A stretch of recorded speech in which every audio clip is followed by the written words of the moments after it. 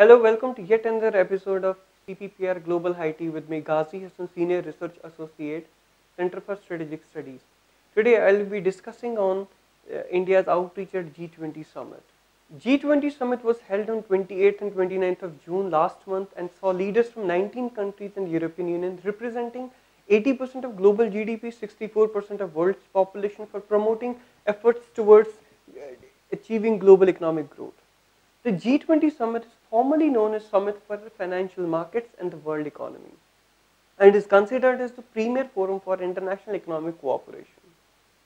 This year's G20 Summit focused on global economy, trade and investment, innovation, environment and energy, employment, women empowerment, development and health. India's interests at the G20 were represented by Suresh Prabhu, who was India's Sherpa to the G20 Summit, who pitched strongly for the stricter action against the economic offenses, economic fugitives, as well as the tax evasion.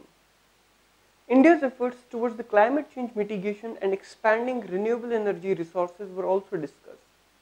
This comes at a time when the world's largest economy, United States, is set to pull out of the Paris Climate Change Agreement of 2016.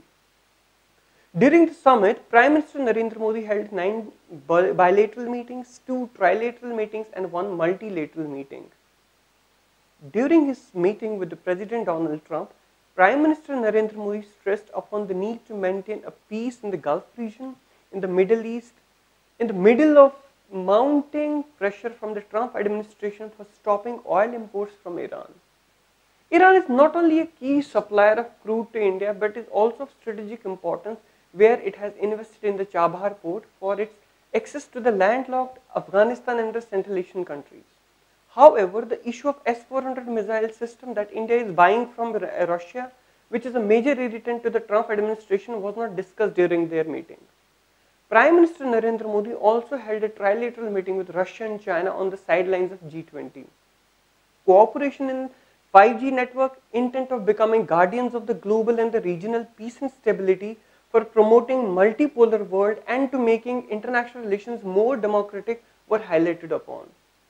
This year's G20 also saw adoption of the Osaka track, a framework that creates a set of international rules enabling the free movement of data across the border.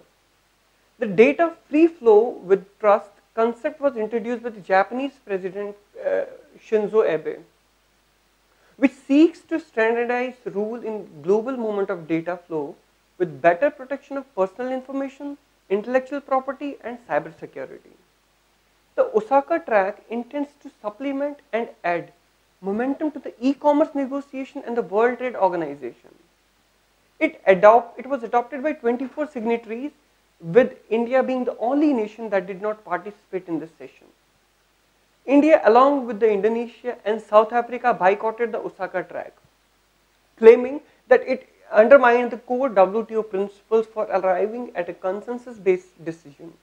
Foreign Secretary Vijay Gokhale stated India believes in discussions and negotiations pertaining to data should be held within the context of WTO. By doing this, India sided with developing countries against the developed countries. Given the diminishing stability of global economy and the changing world order supplemented by the recent trade wars, the central task is to establish a framework for strong and sustainable growth.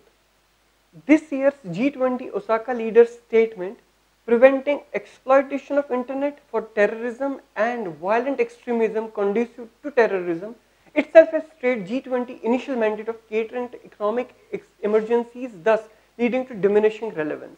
Another key factor in its fading relevance is the very fabric of its formation with the domination of global powers such as China, Russia and United States.